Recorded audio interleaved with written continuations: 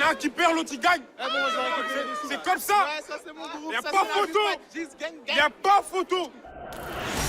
Ladies and gentlemen, bienvenue dans Trax. Au sommaire ce soir, un bain de jouvence pop avec l'afro-dance. Une plongée dans la peau de la sculptrice Kiki Smith.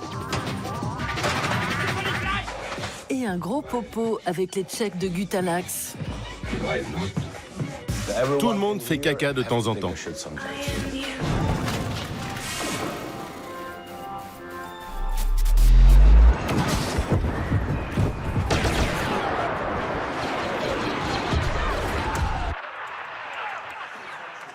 suis en train de faire un reportage en fait.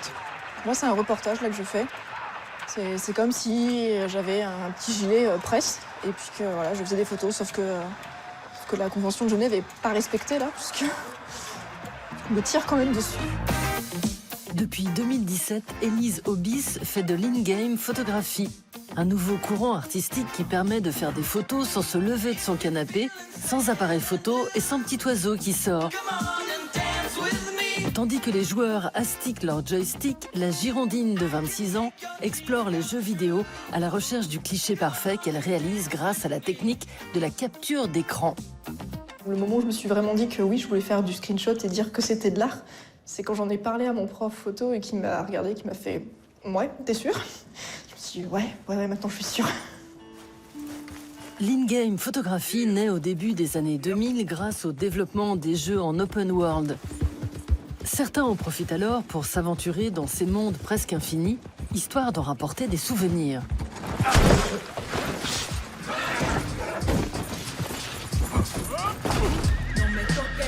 Si initialement les captures d'écran servaient à montrer son score pour impressionner les autres joueurs, elles sont aujourd'hui l'outil privilégié de cette nouvelle forme d'art qu'est la photo de jeux vidéo. Pionnier du mouvement depuis 2007, l'artiste néerlandais Robert Overweg met en lumière les bugs, un moyen de montrer les limites de ces univers numériques. Quant à l'artiste irlandais Alan Butler, il documente la population pauvre qui arpente le jeu vidéo GTA V.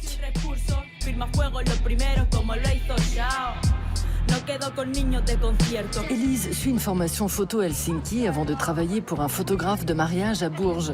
Geek dans l'âme, elle devient photographe de jeux vidéo, une activité qu'elle peut pratiquer chez elle à Chartres ou ici à Paris dans un bar d'e-sport. Pour transformer son screenshot en œuvre d'art, il faut dépouiller l'écran des maps, scores et autres infos. Quand certains utilisent le mode pause, Élise préfère tirer le portrait dans l'action et pour cela, elle utilise un code hacké aux développeurs. L'arme que je vais choisir va avoir un impact aussi sur le cadrage et un peu la focale qu'aura ma photo en fait après. Que je vais prendre juste une arme qui a un cadrage assez large parce que je suis vraiment au cœur de l'action, j'ai pas besoin de zoomer. Quand je fais des photos sur Star Wars, je veux vraiment être dans l'action, capter des mouvements qui font naturels sur les Stormtroopers. En fait, j'aime vraiment fixer les moments où le bot bug un petit peu, mais qu'il a des réflexes qui font un peu naturels en fait. J'aime bien reprendre un médium traditionnel photographique derrière, donc reprendre en photo mon screenshot.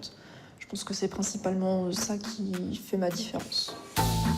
Pour sa série sur Fallout 4, commencée en 2017, Élise reprend en photo ses captures d'écran avec un appareil argentique, de manière à obtenir du flou et du grain. Elle altère ses négatifs histoire de créer l'illusion du réel.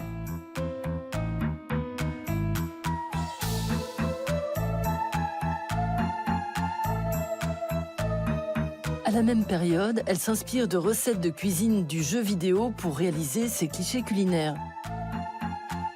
Le rataupe, c'est un espèce de gros rat mutant à 2 têtes. Et puis, voilà, dans les terres désolées, on le tue et on en fait du pâté. Donc je me suis dit, à quoi ça ressemblerait dans la vraie vie, ce pâté-là? Donc voilà, j'avais mixé de la viande et puis j'avais mis ça dans une boîte de conserve toute rouillée, un peu dégoûtante. Et puis avec des éléments qui rappellent le jeu autour. Voilà, on imagine le mec dans son petit abri, qui fait son petit pâté, qui l'ouvre là, puis avec une tranche de pain mal découpée, voilà, qui fait son petit casse-croûte avant de repartir explorer les terres désolées. Et donc voilà, ça c'est les Polaroids quand j'en fais. En 2018, Élise parcourt l'univers de Ghost Recon Wildlands.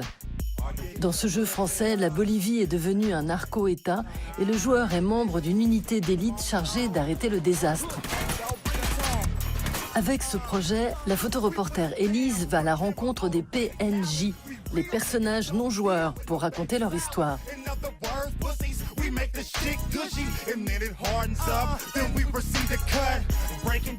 On a l'impression que le PNJ me regarde. Le fait qu'il me regarde, ça le rend quelque part humain en fait. On a l'impression qu'on se regarde les deux dans les yeux et qu'on crée un lien à ce moment-là. Un petit peu comme sur cette image-là en fait. Moi, voilà, j'ai l'impression d'avoir un lien avec lui parce que j'ai l'impression qu'il me regarde.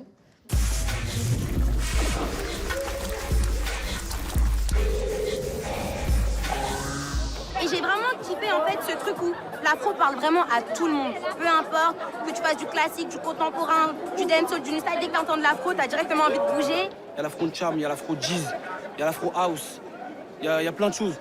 Et c'est une façon aussi de transmettre un message. Tu fais pas forcément des efforts de fou, mais tu sais qu'avec tes 1, tu peux tuer une personne. Tu peux tuer une personne sur la musique. En fait. Juste avec les reins. C'est comme une vague venue d'Afrique. Depuis 10 ans, des milliers de danseurs du monde entier réinventent la street dance en la frottant sur des sons afro-électroniques à des chorégraphies inventées sur le continent noir. Grâce au concept qui consiste à s'approprier un pas ou un enchaînement issu d'un clip, les danses afro se nourrissent des réseaux sociaux. Mélange d'afro house angolaise, d'azonto ghanéen, de pansula sud-africain et de hip-hop et autres dancehall, l'afro-pop dance est un terrain de jeu infini.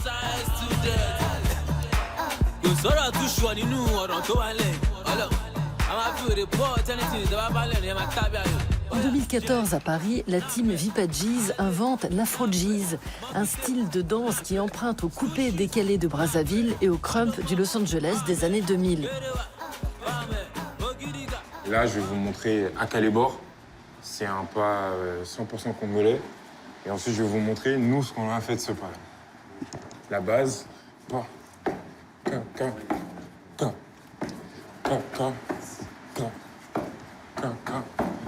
Ça, c'est la base.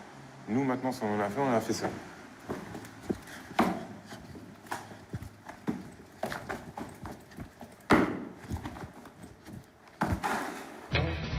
Créée par Hamilton et 5 copains, bientôt rejoints par Rocket, la Vipadjis, qui signifie talentueux en langue swahili, est la première équipe française à exporter son afro-dance à l'étranger.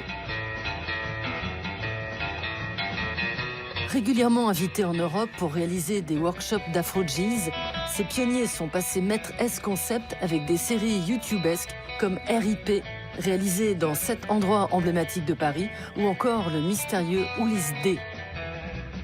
Ulysse D, je mets une petite virgule sur ta tête. En mode. Tu vois, une petite virgule comme ça. C'était un petit délire entre nous de base. Après, ça aussi, ça a pris. Les gens, ils ont beaucoup aimé le. Ça a pris. Il y a des gens carrément, ils ont commencé à refaire ça dans les écoles. Ça a été interdit dans les écoles. Dans les carnets de correspondance, tu pouvais voir dans le règlement intérieur interdiction de faire des Ulysse D. On a vraiment changé la vision de l'afro. La vision de l'afro. On l'a fait à notre image, clairement. Parce qu'aujourd'hui, l'afro-jizz, c'est un style de danse qui est dansé partout dans le monde. Ouais. Vraiment partout dans le monde. Que ce soit en Asie, au Brésil, partout. Aux États-Unis, c'est dansé vraiment partout. À Lagos, la capitale du Nigeria, ce ne sont plus les musiciens locaux qui cherchent des recettes dans les clips des seigneurs du hip-hop américain, mais l'inverse. Signé sur les plus gros labels US, la star d'origine nigériane Davido enchaîne les duos avec Chris Brown quand Wizkid partage la scène avec Drake. Mais les artistes se font aussi connaître grâce à la téléphonie mobile. Ici, pas de bip en attendant que l'interlocuteur ne décroche, mais les derniers sons nigérians que l'opérateur propose de télécharger pour quelques naira, la monnaie du cru. Désormais, les chorégraphes de Lagos inspirent le monde entier. Ainsi, en 2017, la team Westside Lifestyle rend célèbre le pas Shaku Shaku grâce au clip Wow d'Olamide.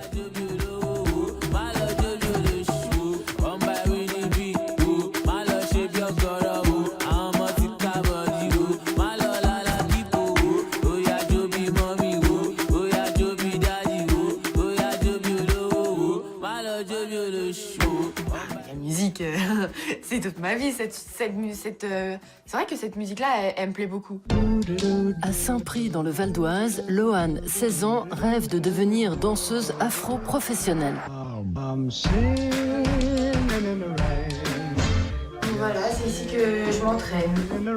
Après avoir fait de la danse orientale, elle prend depuis 6 ans des cours d'afro 5 fois par semaine et fait partie du crew La Famille des Loups. J'ai beaucoup de mal à dire ce que je ressens et je sais que dans la danse, je peux le représenter. Et c'est justement ça qui m'aide en fait. Les premiers fans de Lohan, ce sont ses parents, Stéphanie et Yannick.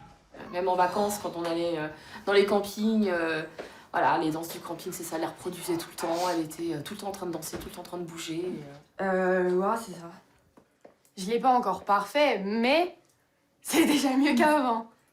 Donc en fait, c'est tout un truc. C'est t'as la jambe, après faut que tu mettes le bras, et après faut que t'ailles l'épaule en arrière. Donc c'est tout un truc compliqué. Le Gwara Gwara, c'est ça. Inventé en 2016 par le Sud-Africain DJ Bongs, ce pas est devenu si contagieux qu'il a été repris depuis par le groupe de K-pop BTS ou encore par Rihanna lors des Grammy Awards.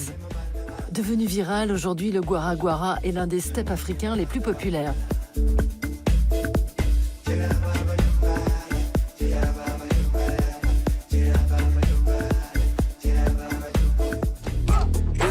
En 2018, le clip This is America de Childish Gambino, vu plus de 600 millions de fois, fait connaître le Gwara Gwara au grand public. Derrière sa chorégraphie, Sherry Silver, la papesse de la danse afro-fusion.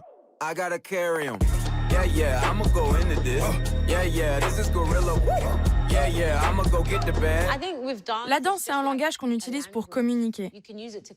Si je veux être taquine, je sors ma langue comme ça. Et si je veux être coquine, je peux faire... Ah, laisse tomber.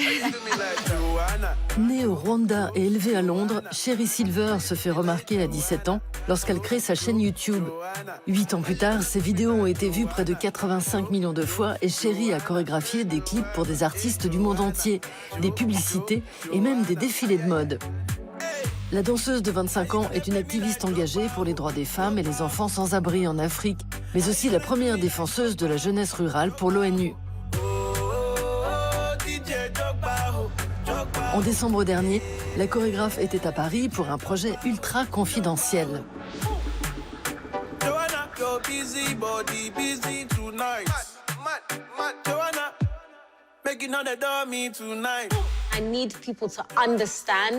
Il faut que les gens comprennent que l'Afrique n'est pas un pays et qu'elle a tant à offrir.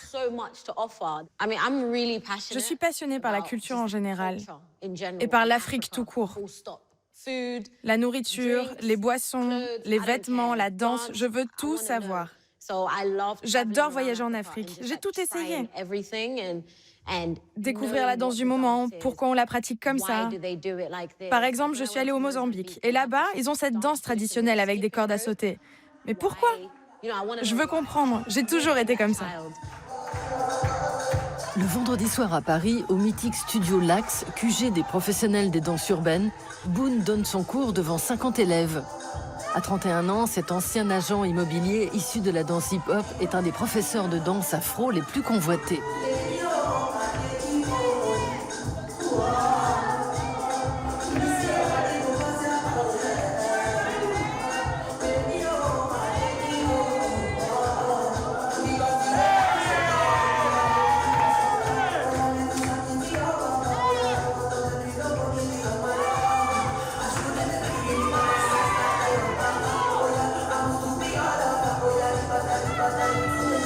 Quand on était jeunes, on traînait tous les uns chez les autres et quand on allait manger chez notre pote Rachid, sa mère souvent elle mettait des sons du bled, donc voilà, on était dessus, on kiffait ça. Puis quand on allait chez notre pote africain, sa mère mettait des sons aussi du bled et je me souviens que très jeune déjà, les rythmes afro me plaisaient beaucoup.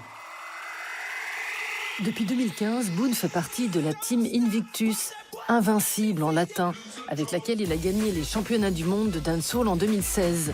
Leur créneau donnait une dimension cinématographique à leur chorégraphie, comme celle-ci, sur un sample d'Aznavour.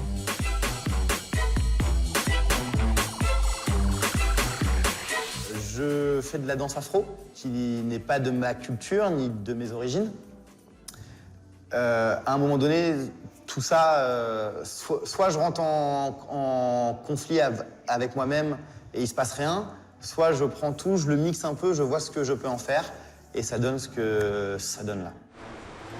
À 19 ans, Kani, alias Bad Nigaz, est la star montante de la danse afro à Paris depuis qu'il a gagné la battle Impose ton style en 2018. Mon nom, c'est Bad Nigaz. Pourquoi Bad Nigaz? Déjà, en anglais, ça veut dire mauvais Renoir. J'ai toujours été, on va dire, à part de certains Noirs. Parce que je suis pas forcément comme eux. J'ai pas forcément la même orientation sexuelle que certains Noirs et c'est difficile à accepter. Donc du coup, on va toujours me pointer du doigt et me dire lui, c'est pas un Noir comme nous, c'est un mauvais Noir. Élevé au Dombolo congolais, Kani invente ce qu'il appelle l'afro-girly en 2018. Un mélange de danse afro et de voguing, la danse d'émancipation de la communauté noire LGBT des 70s.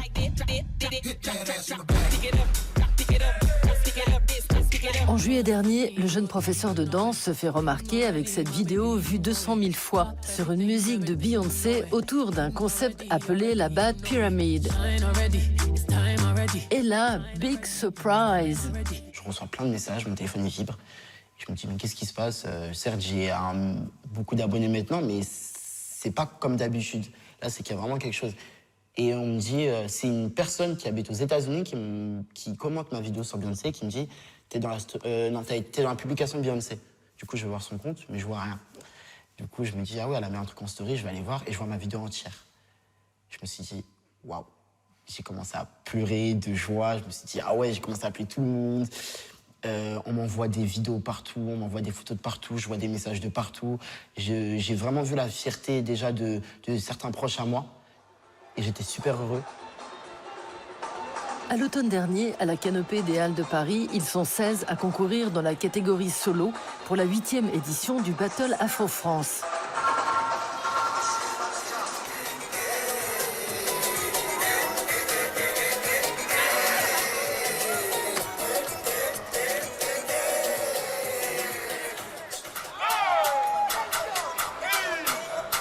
Avec 3 battles freestyle et un concours chorégraphique gagné au compteur, Hamilton de la Vipadjis est en lice pour la victoire.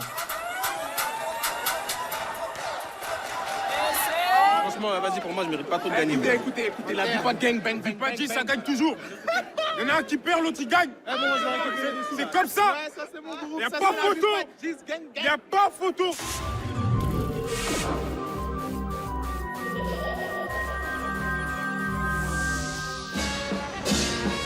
Le 23 juin 2002, l'artiste belge Francis Alice organise une procession entre le MoMA de Manhattan et le MoMA du Queens. En guise de relique sainte, les fidèles exhibent des icônes de l'art contemporain. La roue de bicyclette de Duchamp, la femme debout de Giacometti, les demoiselles d'Avignon de Picasso et une dernière icône bien vivante, l'artiste américaine Kiki Smith.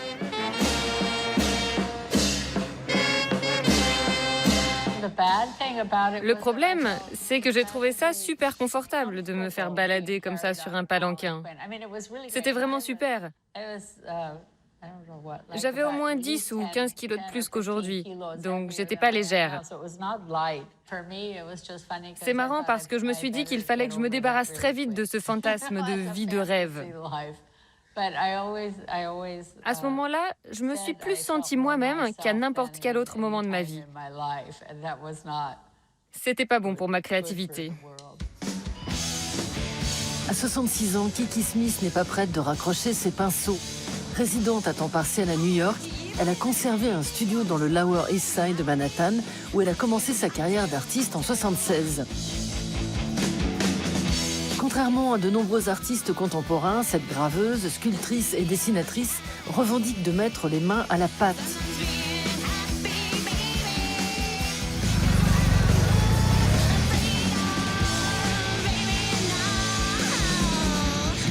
Après 44 ans de travaux, elle est aujourd'hui invitée à la Monnaie de Paris. Une monographie centrée sur le corps dans tous ses états et sa place centrale dans les grandes questions de son époque, féminisme, sida ou environnement. Un de mes amis m'a envoyé une carte postale d'une gargouille où le corps était en porte-à-faux sur une église et fonctionnait comme une gouttière qui faisait pipi sur la tête des gens. Je me suis dit, je vais faire une œuvre comme ça. Mais je ne savais pas comment faire quelque chose en porte-à-faux, parce qu'il faut fabriquer toute une structure murale pour que ça tienne. Donc ça a fini par être juste un corps penché en avant, comme ça. Mes œuvres se concentraient sur les orifices et tous ces fluides corporels qui, en tant que femme, sortent de nous de façon incontrôlable.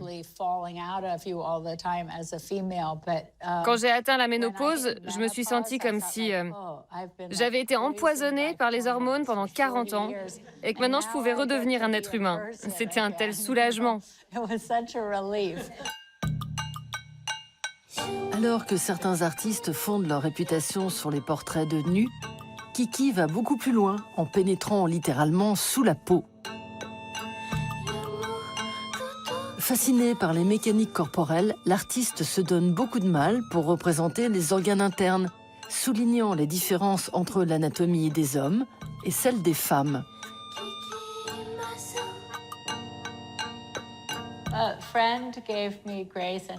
Un jour, un ami m'a offert Grey's Anatomy. Avant ça, je peignais des guitares et des natures mortes. Ensuite, je me suis identifiée à ce livre. J'ai été en surpoids presque toute ma vie. Et là, j'ai pu regarder les cellules grasses et dire « Voilà à quoi ça ressemble ». J'ai aussi été très nerveuse une grande partie de ma vie. Et voilà que je pouvais voir à quoi ressemblent mes terminaisons nerveuses. D'une manière très simple et viscérale, ça m'a juste donné une façon d'expliquer ma vie ou de regarder ma vie. C'était un peu comme de la méditation. Née Chiara Lanier Smith à Nuremberg en 1954, Kiki était destinée à devenir artiste. Avec sa mère, chanteuse d'opéra, et son père, architecte et sculpteur, la famille Smith déménage dans le New Jersey aux États-Unis quand Kiki est encore bébé. Copain de Jackson Pollock, précurseur de la sculpture minimaliste, papa Tony embauche Kiki pour réaliser les maquettes en carton de ses sculptures. À 22 ans, Kiki coupe le cordon en rejoignant le collectif Collab à New York. Composé d'artistes de toutes disciplines, ce groupe réalise des films expérimentaux et des performances. Kiki elle-même, avec sa sœur Seaton, fait partie d'un groupe de musique qui détourne les paroles de chansons qu'elle joue en playback sur des instruments en carton. La mort de son père en 80, suivie de la mort de sa deuxième sœur à cause du sida, incite Kiki à représenter la mort et la maladie jusqu'à utiliser du vrai sang dans l'une de ses œuvres. Il y avait une boucherie au coin de la rue où on pouvait acheter des litres de sang parce que les gens faisaient du boudin avec. Je crois que c'est dans Grey's Anatomy que j'ai lu qu'il y avait 5 ou 6 litres de sang dans le corps. Bon, ça dépend des gens. Et je voulais juste voir à quoi ça ressemblait. En 87, Kiki expose 12 bouteilles étiquetées sang, sperme, salive et autres body fluids. Une œuvre parmi d'autres consacrée aux fonctions corporelles qui font de cette artiste l'une des ambassadrices de l'art abject, aux côtés de son pape Paul McCarthy ou du photographe Andrés Serrano. Pour eux, rien n'est tabou et les interdits ne servent qu'à être transgressés. Les gens n'étaient pas particulièrement séduits par mon travail. Je me demandais pourquoi personne n'en veut. Et puis un jour, j'ai regardé et je me suis dit, c'est pas sorcier. Qui voudrait de ce bazar sanguinolent? Qui accrocherait des intestins dans son salon? Kiki Smith a toujours été en prise avec son temps. Après avoir été proche des féministes dans les années 70 et de la communauté gay pendant la crise du sida des années 80, elle s'intéresse à la nature depuis les années 90. C'est que la verdure fait partie intégrante de sa vie. Dès que cette stakhanoviste de l'art contemporain trouve une brèche dans son planning surchargé, elle s'échappe dans sa résidence secondaire de la vallée de l'Hudson, dans l'État de New York.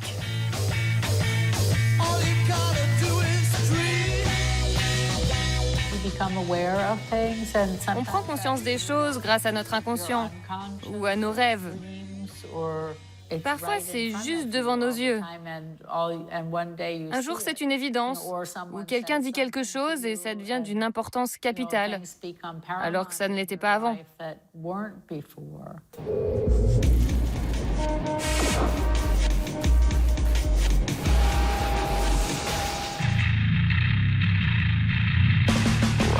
Mathieu, notre reporter recyclable, a enfilé son sweatshirt rose papier toilette pour aller se frotter à Gutalax, un groupe de trentenaires tchèques bloqués au stade Anal.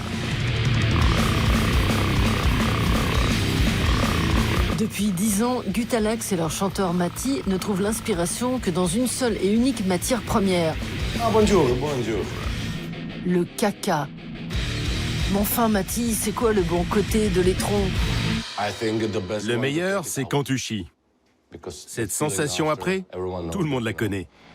Vous voyez mon bureau? Vous savez de quoi je parle. Grâce à sa maîtrise du grunt, du growl et du pig squeal, le groupe s'est fait une place dans la scène grindcore, un genre de métal extrême plutôt militant dérivé du crust punk. Ayant pris au premier degré la volonté de ce dernier de foutre la merde, Gutalax est devenu médaille de bronze du gore grind et du poop grind, la frange pipi-caca du grindcore. Attention, image choquante. Tout le monde ici, chaque personne dans ce club, fait caca de temps en temps. Mais si certains chantent à propos de la mort, de la vie de tous les jours, de l'amour ou de la haine, pourquoi on ne pourrait pas chanter sur la merde? Ça fait partie de la vie. Originaire de Kremže, un bourg de 3000 habitants, Martin Matouchek, 32 ans aujourd'hui, poursuit des études de commerce avant de se lancer dans la musique. En 2009, il retrouve ses anciens camarades de classe pour lancer Gutalax, un nom emprunté à une marque de laxatifs.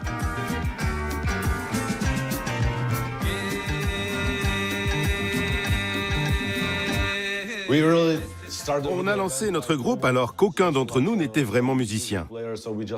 Avec les gars, on s'est dit, ça serait vraiment marrant de monter un groupe ensemble. On est amis depuis notre plus tendre enfance. On vient du même village. Alors on se connaît depuis cet âge-là. Du coup, on s'est dit, toi tu prends la guitare, toi la batterie, toi la basse, et moi je vais essayer de chanter. On verra bien ce que ça donne. On est parti de rien. Et on s'est dit, vu qu'on est vraiment à la ramasse au niveau technique, on peut faire que du punk ou du gore grind. C'est les seuls trucs qu'on puisse jouer. Depuis, cette petite blague entre amis a propulsé Gutalax sur le devant de la scène. Avec ses morceaux au titre aussi poétique que Shit Demon, Fart Fart Away et Smoke Ass with Diarrheal Sauce, le groupe fait désormais partie des invités réguliers d'Obscene Extreme, un festival tchèque où des milliers d'amateurs de grindcore viennent chaque année débrancher leur cerveau.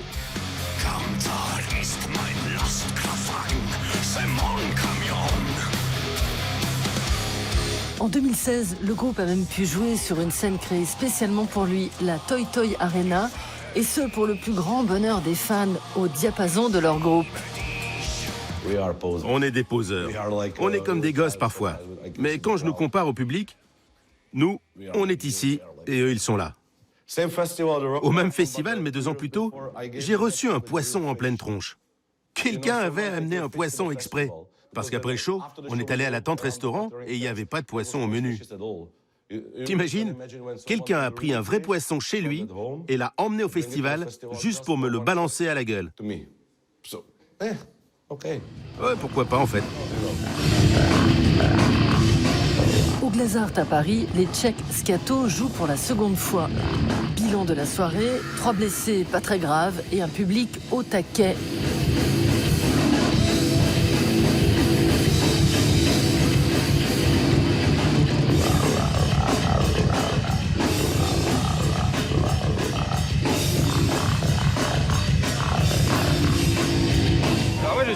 C'est l'horreur, on vient de se paxer, on a fêté ça ce soir. Voilà, concernant le Gutalax, c'est amoureux parce que le caca, c'est cool, voilà. Alors bonsoir, nous sommes là pour parler du message politique de Gutalax. Hein, recycler, c'est important, surtout son caca. 2 des bacs plus 5, comme disait Gainsbourg, la connerie, c'est la décontraction de l'intelligence.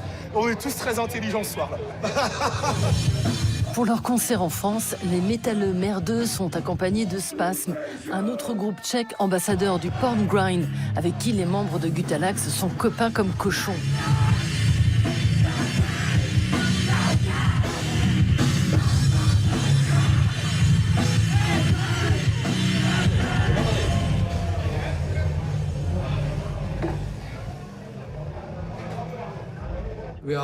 On est un peu plus vieux, alors on les appelle nos gamins. N'oubliez pas, tous les reportages de Trax et plus encore sont à retrouver sur les réseaux sociaux et le site d'Arte.